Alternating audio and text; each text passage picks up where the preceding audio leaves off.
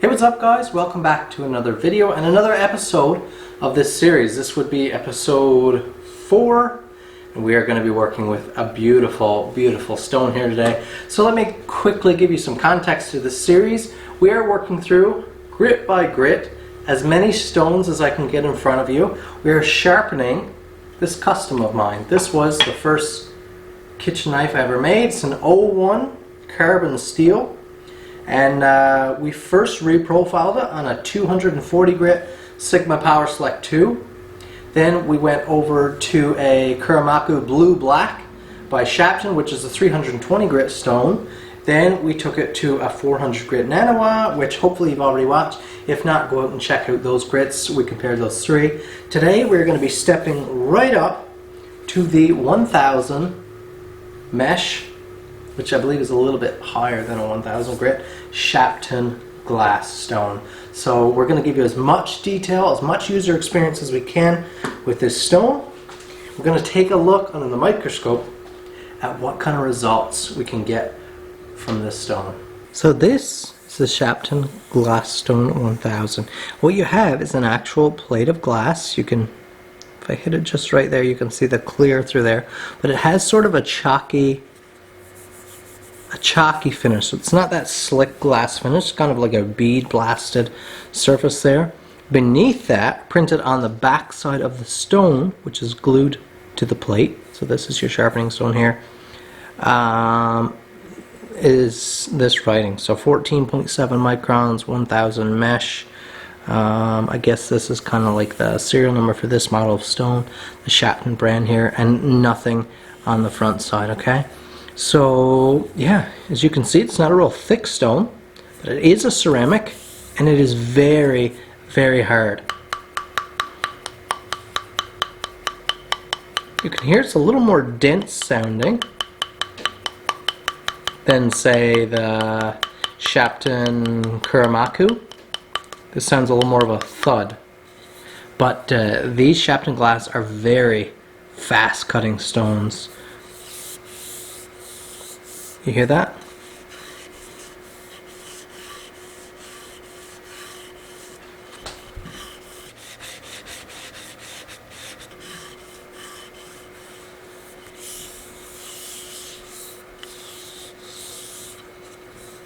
It's a beautiful, beautiful abrasive.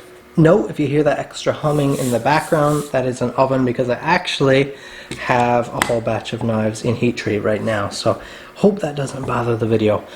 We will be using this Nanawa basic stone holder. This is the rubber footed version. Shapton also has their own stone holder, but I've never used that. So one thing we want to check out here, this is not a soaking stone.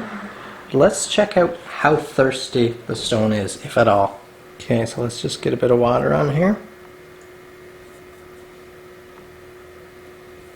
And as you can see, the water doesn't really go anywhere, it just sits atop the stone.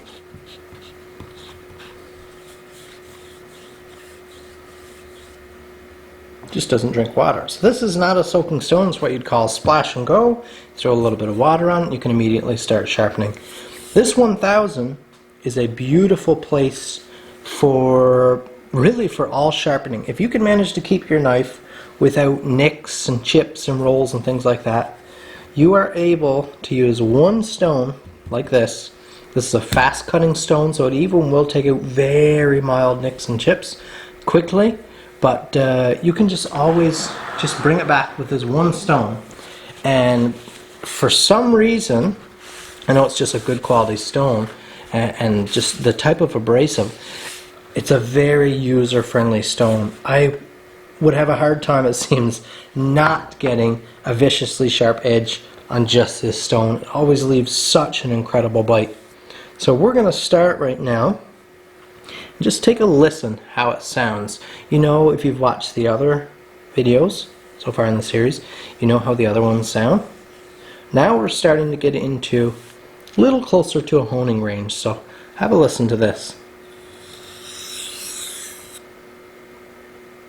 So you listen to that sound, no inclusions, no little chips along the edge. Sometimes you hear that with coarser stones as you get slightly larger pieces of grain through.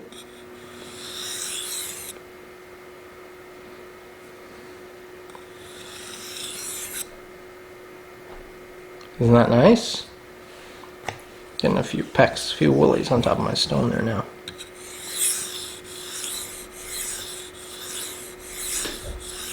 Now, as I mentioned, this stone, in my opinion, cuts very quickly, and it does tend to load up a little bit.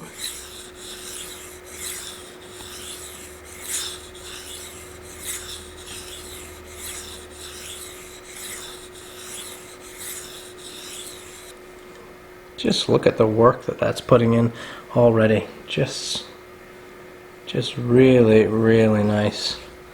Just give it a little wipe. You can usually, I know there are erasers and stuff that you can buy for this, but I find just a little bit extra water.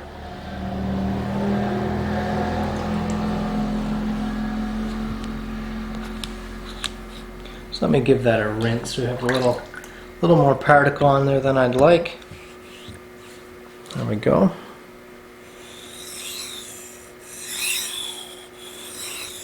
What a beautiful sounding stone, what a beautiful velvety feel. It is not an easy stone to gouge, in my opinion.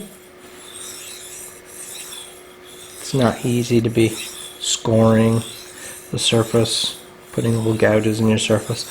Some stones are like that, but this one is not.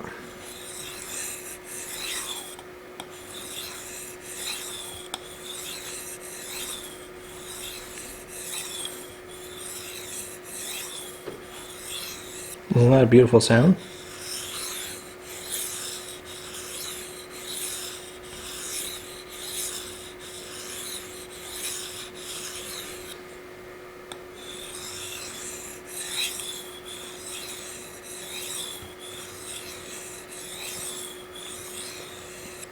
Gotta take a little break, get these beauties out of the oven here.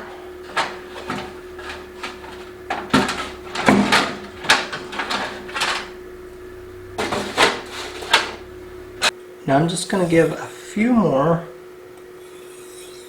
light cutting strokes into my edge. I find this helps eliminate a burr, and hopefully when we take a look at this edge we don't have too much of a wire on there.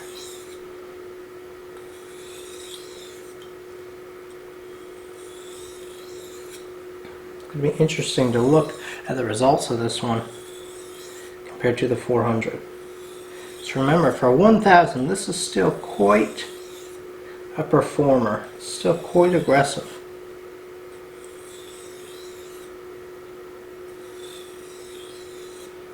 Okay, let's have a look at that just as it is there now. Okay, so that, just stop it for a second and let us get a comparison shot there against the finish from the Nanawa 400. Let's compare that. I can't quite remember how this would have looked compared to the 400. You see, I've done what, in my opinion, is a pretty good job getting rid of or ensuring there's no burr on there, no wire. That is the finish that we have from that Shapton 1000. Isn't that nice? And that is a very, very good working edge right there. So I'd say that is a very handsome 1000 grit edge. If you could feel that there now, it has, ooh, just a crazy amount of bite. Let's just do a little test here.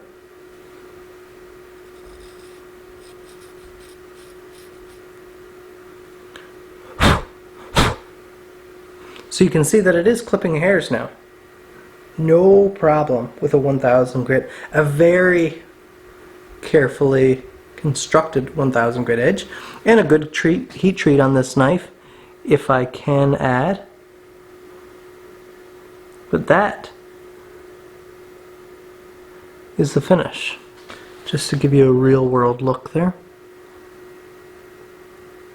It's got a very mild, you see it's just throwing a little bit of light off of it there.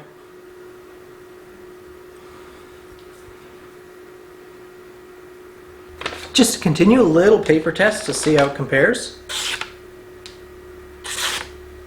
See, if you could compare the sound of that, I'm not sure if the camera will catch it that accurately.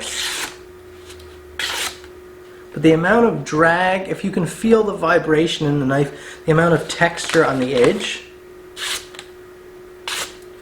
is vastly different from that 400.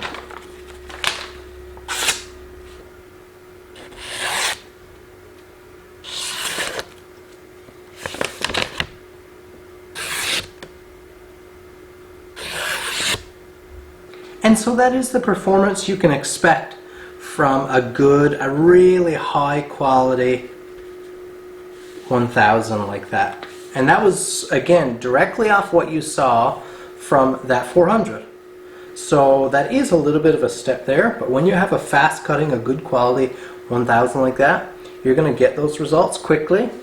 If you know what you're doing, of course, you establish a good edge first, and I think you'll be proud of the results. But this is just a beautiful stone.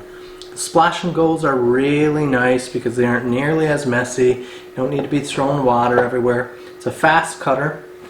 It's a really nice product, really nice. Highly recommended. And that 1000 is actually a really good price. It's not that expensive at all. If you want to check that out at Paul's Finest, I believe I was looking at it this morning. It's 70 something bucks Canadian, which, sheesh, that is cheap for what you get there. That is an incredible price. Thank you guys for watching.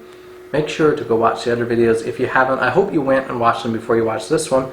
But we're going to continue with a very, very exciting stone next time. So I appreciate you watching. So that's it for this video, guys. I hope you really enjoyed it. I hope you learned something and you'd consider getting one of those stones. But go ahead and hit the subscribe button if it's your first time here. Make sure you can catch the rest of this series. Share this if you have the means to. Really, please hit the like button. That's the easiest one of all. Just that little thumbs up there. Just click and way to go.